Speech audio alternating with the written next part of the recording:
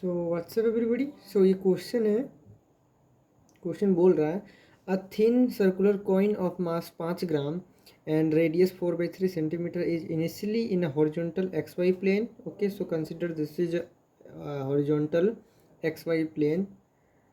The coin is tossed vertically, so z direction, so this is your z direction, vertically upwards.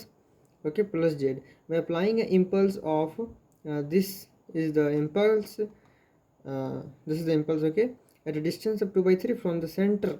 Okay, the coin spins about the diameter and moves along the plus z direction. By the time the coin reaches back to initial position, it's completes n rotation, then find the value of n. Okay, so question I think समझ आ गया होगा।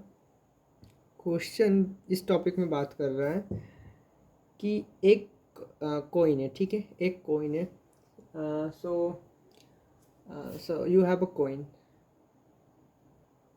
Sir 5 रुपये पे packet भी नहीं मिल रहा है, इतना बड़ा कंगाली। चलो एक बुक उठा लेते हैं, लेकिन ठीक है, एक कॉइन नहीं मिल रहा भाई। अरे यार कैसे कुछ तो भाई, पैसा नहीं दिख रहा है, 1 रुपया भी कहाँ गया। चलो चलो चलो, एक बुक पकड़ लो, दिस इज ए बुक, ठीक है। सपोज ये एक डिस्क था, ये एक डिस्क था, तो भाई ये सेंटर के अबाउट है, ठीक है, ये है सेंटर। तो अगर यहाँ से यहाँ तक ये सेंटर है, ठीक है, यहाँ से यहाँ तक ये सेंटर है, और मैंने ये जो सेंटर है that is 4/3। Okay, the centre is 4/3। ये सर्कुलर डिस्क है, दिख रहा है रेक्टेंगुलर, ठीक है, तो समझ लेना। तो अगर हम इस जगह पे इम्पल्स डालें, ठीक है, और इम्पल्स का डायरेक्शन क्या है, इम्पल्स का डायरेक्शन है जेड में। इम्पल्स का डायरेक्शन क्या है, जेड में।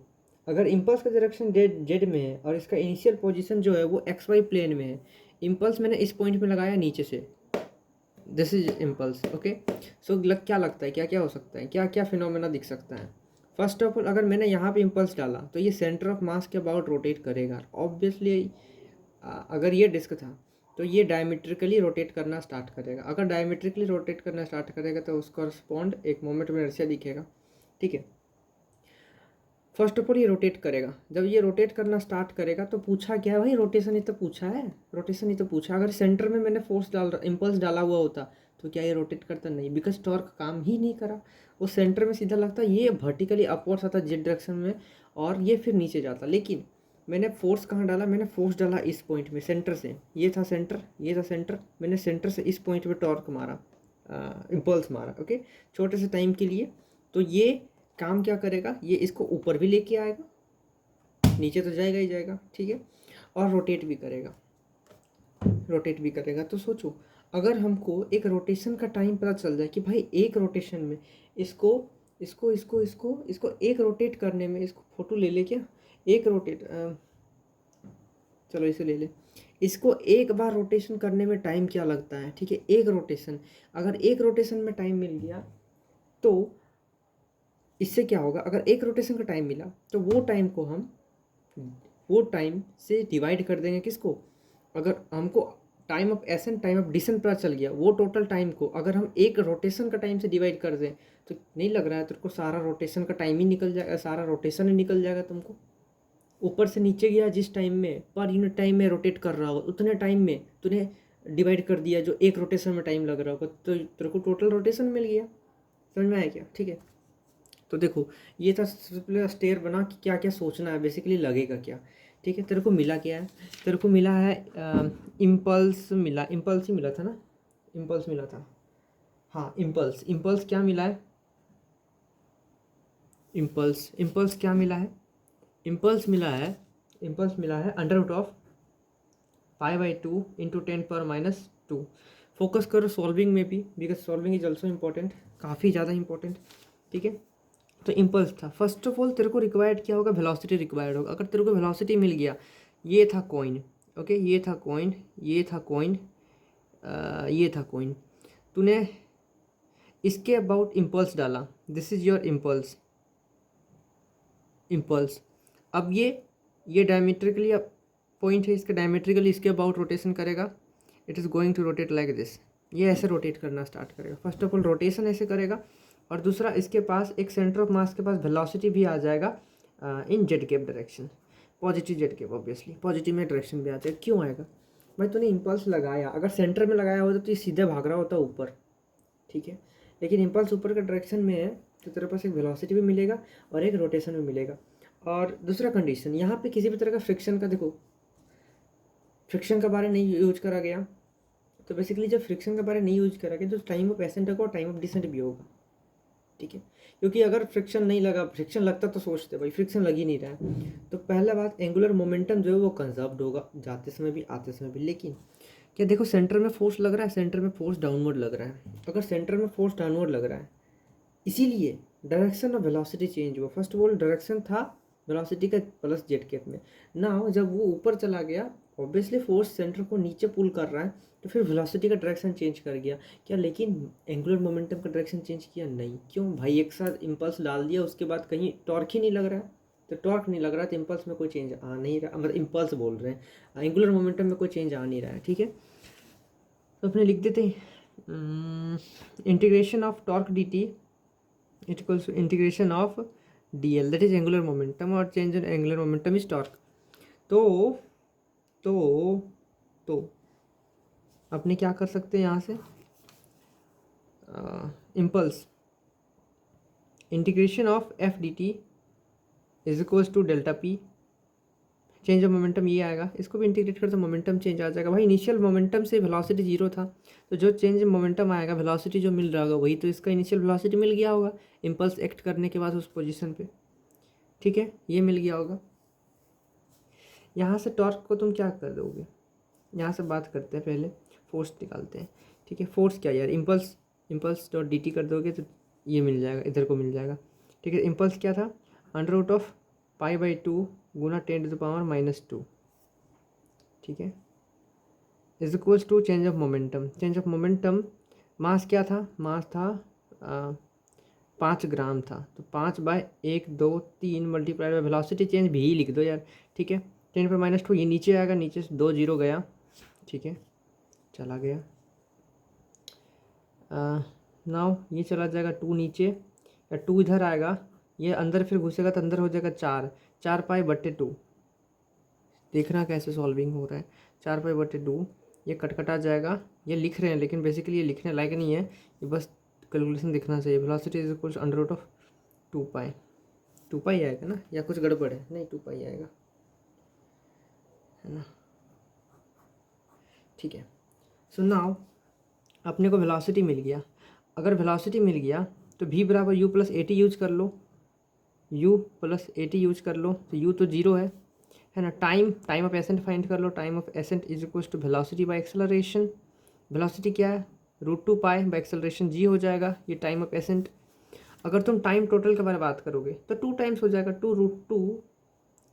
2√2 under root of pi by gravity G, ये हो जाएगा time total, time of flight बोल लो, टाइम ऑफ टोटल, ठीक है। मैंने कोई इसको कॉइन को टॉस करा, ये गया ऊपर गया नीचे, ठीक है, ठीक है। अब क्या करा जाए, अब यहाँ पे करते हैं टॉर्क। टॉर्क क्या होगा, एफ फोर्स इम्पल्स से ही आएगा, ठीक है, तो अपने इम्पल्स को यूज कर लेते हैं। अंडर रूट ऑफ π/2 गुना 10⁻⁻² 1/100 ले लो इम्पल्स। अब टॉर्क जो एक्ट कर रहेगा वो टॉर्क एक्ट कहाँ कर रहा है, 2/3 पे। रेडियस क्या था, यहाँ से यहाँ तक रेडियस, भाई क्वेश्चन स्क्रीन पे लगा देंगे, 4/3, लेकिन मैंने जो टॉर्क इम्पल्स डाला है वो 2/3 पे डाला है, तो ये 2/3 पे एक्ट कर रहा होगा, और एंगुलर मोमेंटम का सम क्या होगा, फाइनल I ओमेगा हो जाएगा, ठीक है। नाउ आगे करते हैं यार, क्या होता है देखते हैं। π/2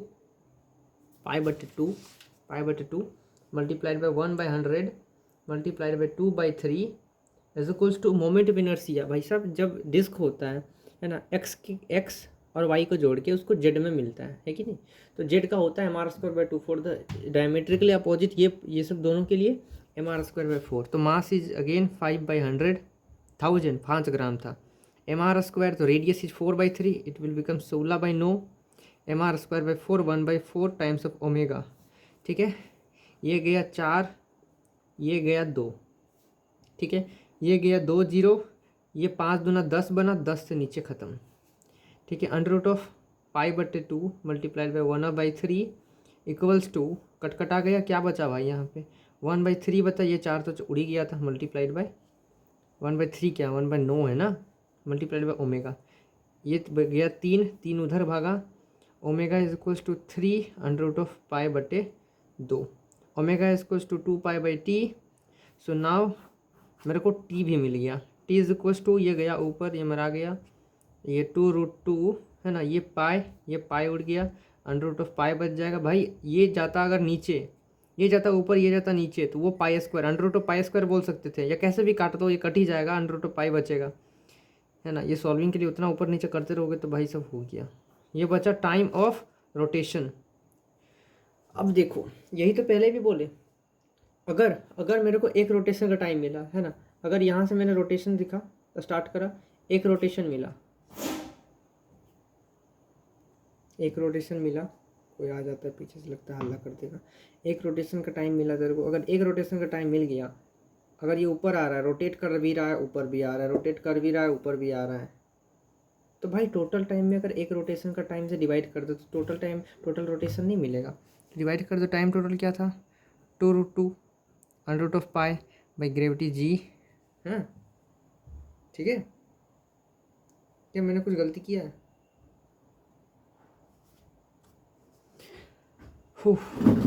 this is in centimetre, this is in centimetre, ठीक है।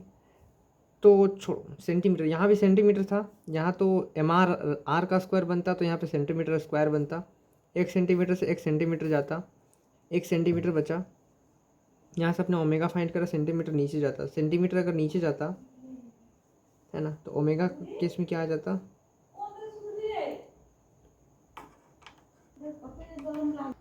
ठीक है। तो यहाँ जो सेंटीमीटर था, ऑब्वियसली आर स्क्वायर हुआ था, तो सेंटीमीटर का स्क्वायर होता साथ में ओमेगा, तो ओमेगा में जाता 1/सेंटीमीटर नीचे, ठीक है, सेंटीमीटर नीचे जाता, तो ओमेगा के लिए जाता 1/सेंटीमीटर नीचे अगेन। अब टाइम पीरियड निकालते, सेंटीमीटर जाता ऊपर, सेंटीमीटर जाता ऊपर, ठीक है। अब सेंटीमीटर को मीटर में चेंज कर लो यार, इसलिए गलत आ रहा था, under root of pi by 3, centimetre को चेंज करते तो 1/100 आ जाएगा।